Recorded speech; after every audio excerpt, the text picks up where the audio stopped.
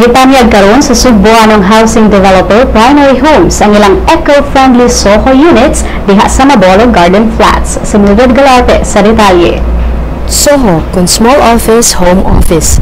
Kini ang bagong proyekto sa Primary Homes alang sa mga micro-enterprise o startups diin pwede kang mag-opisina sa susamang lugar diin naa ka nagpuyo.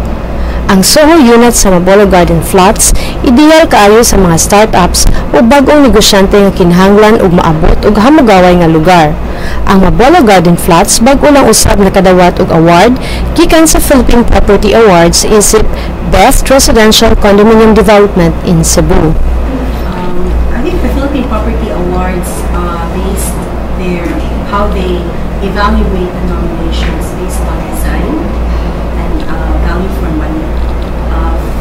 I think Mabolog Garden Flats was able to get that prestigious, highly commended award, condominium in Cebu that has eco-inspired amenities, has the most number of gardens in the building, and as you can see, the hallways are well ventilated, natural air and light come in, and then we have balconies, operable windows, and it is a well-designed condominium that promotes healthy plans. 85% nang nahuman ang maong proyekto ug 70% sa 314 units ang nahalina. Kumpleto kini sa mga amenities sama sa usa ka hotel.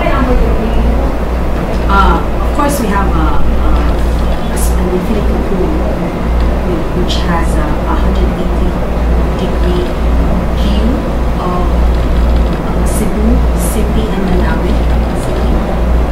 And then we have a roof deck which is a 360 view of Cebu City or Metro Cebu.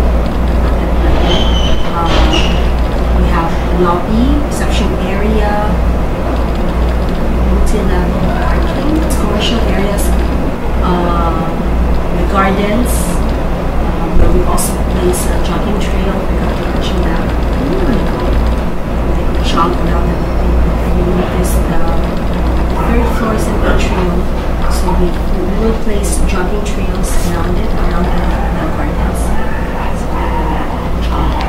Kini si Mildred Galarte alang sa Sunstar Pilipinas.